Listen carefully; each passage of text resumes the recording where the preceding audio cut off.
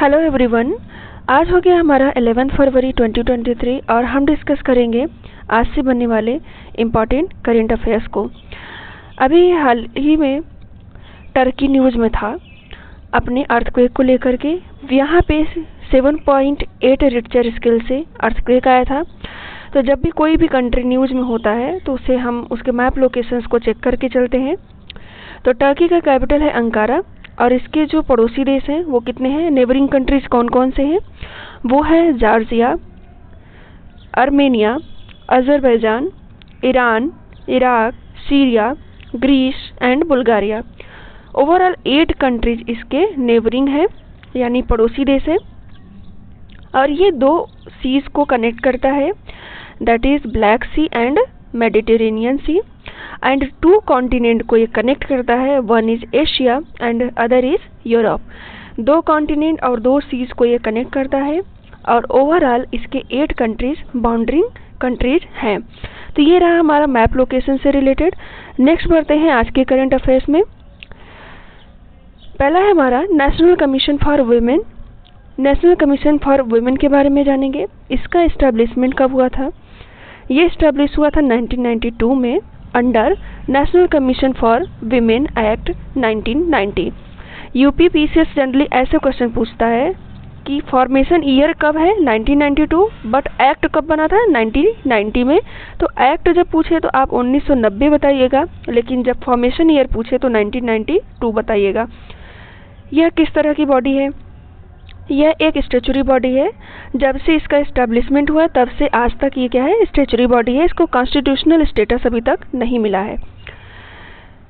इस कमीशन का एम होता है कि जो भी कॉन्स्टिट्यूशनल और लीगल राइट्स है विमेन के, उनको फैसिलिटेट करना, उनको रिव्यू कराना।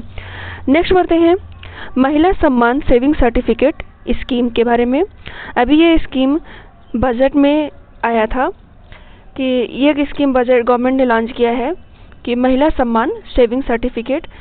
इस स्कीम के अंडर क्या है, ये स्कीम का टेन्योर सिर्फ 2 साल का है, जिसके अंडर महिलाओं को 2 लाख रुपए डिपॉजिट करना पड़ेगा अपने 2 साल के लिए, चाहे वो गर्ल्स हो चाहे विमेंस हो। तो इसमें एक तरीके का डिपॉजिट फैसिलिटी लाया है, 1 टाइम डिपॉजिट फैसिलिटी है। अगले 2 साल तक इसमें हो सकता है, यानी कि मार्च 2025 तक इस स्कीम की वैलिडिटी है। हालांकि इस स्कीम को अगर आप फॉलो करते हो, आप यूज में लाते हो, तो इसमें आपको कोई भी टैक्स बेनिफिट नहीं मिलेगा। इस बात को ध्यान में रखें। नेक्स्ट बढ़ते हैं एपेडा के बारे में। एपेडा भी न्यूज़ में था अभी। एपेडा का फुल फॉर्म है agricultural and processed food product export. Processed food export, processed food export होगा इसमें। उसी के लिए एक डेवलपमेंट अथॉरिटी बनाई गई है। जो भी एग्रीकल्चरल एंड प्रोसेस्ड फूड का एक्सपोर्ट होगा उसके लिए एक अथॉरिटी बनाई गई जो है एपेडा। एपेडा किसके अंडर काम करती है? अभी आप लोग यहाँ पे कंफ्यूज हो सकते हैं कि अगर ये एग्रीकल्चरल प्रोडक्ट से रिलेटेड अथॉरिटी है तो जाहिर सी बात है मिनिस्ट्री ऑफ एग्रीकल्चर के अंडर ये काम करेगी। आप वहाँ पे कंफ्यूज हो सकते हैं, बट ऐसा नहीं है। एपेडा हमारा काम करता है ministry of commerce and industry के अंडर। इसका इस्टेब्लिशमेंट हुआ था एपेडा एक्ट 1985 के अंडर, बट ये सेटअप हुआ था 1986 में। पूछ सकता है कि एपेडा किस ईयर में इसका फॉर्मेशन हुआ था? तो हुआ था 86 में, बट किसके अंडर हुआ था? एपेडा एक्ट 1985 के अंडर हुआ था। It's mandated with responsibility of export, promotion and development of scheduled product like fruit, vegetable and meat. Next है it's also interested with sugar import monitoring responsibility, यानी कि जो भी शेड्यूल प्रोडक्ट के साथ साथ ये शुगर इंपोर्ट्स को भी मॉनिटर करता है। नेक्स्ट है हमारा which country recently become a full member of ISA, यानी कि इंटरनेशनल सोलर अलायंस। तो अभी हाल ही में इसका फुल मेंबर बना है ब्राज़ील, और यहाँ के रिसेंट में ही प्रेसिडेंट बने हैं लूला डी सिल्वा।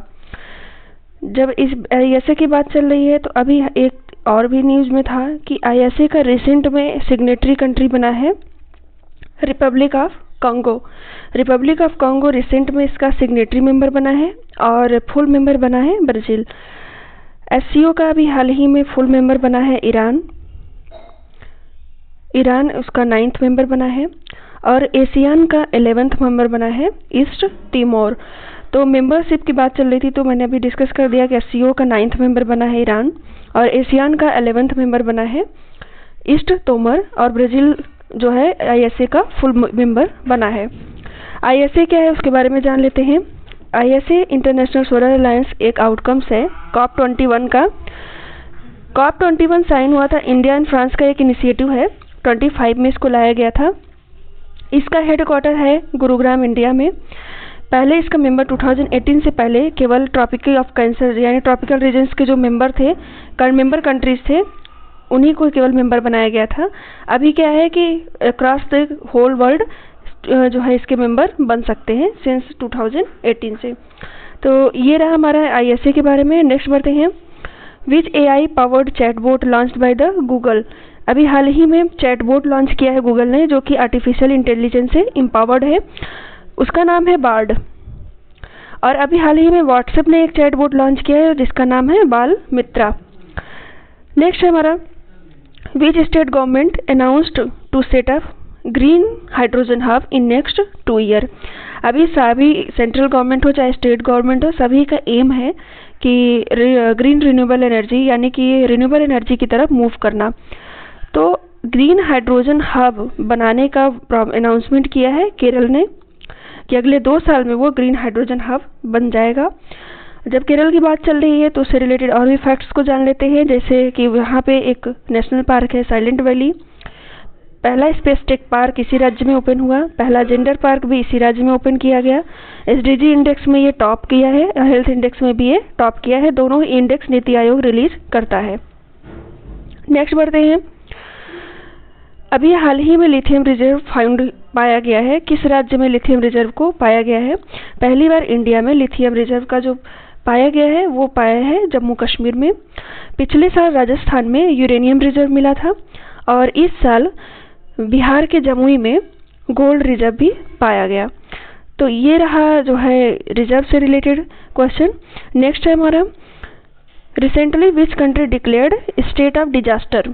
अभी हाल ही में किस देश ने स्टेट ऑफ डिजास्टर डिक्लेयर किया है? स्टेट ऑफ डिजास्टर क्यों डिक्लेयर किया है? क्योंकि वहाँ पे इलेक्ट्रिसिटी की शॉर्टेज हो गई, तो इसको डिक्लेयर किया है साउथ अफ्रीका ने। पीसीएस एग्जामों में स्टेट इमरजेंसी किसने डिक्लेयर किया, स्टेट ऑफ डिजास्टर किसने डिक्लेयर किया, ऐसे वन लाइनर फैक्चुअल्स आते हैं। तो हो सकता है इस बार भी आ जाए कि स्टेट ऑफ डिजास्टर किसने डिक्लेयर किया। इसको डिक्लेयर किया है साउथ अफ्रीका ने। इसका कैपिटल है प्रिटोरिया, और इसने इलेक्ट्रिसिटी शॉर्टेज की वजह से स्टेट ऑफ डिजास्टर डिक्लेयर किया है। तो आज के लिए बस इतना ही। Please like, subscribe and share करें। अपने बेल आइकन्स को ज़रूर ओपन करें। Thank you so much.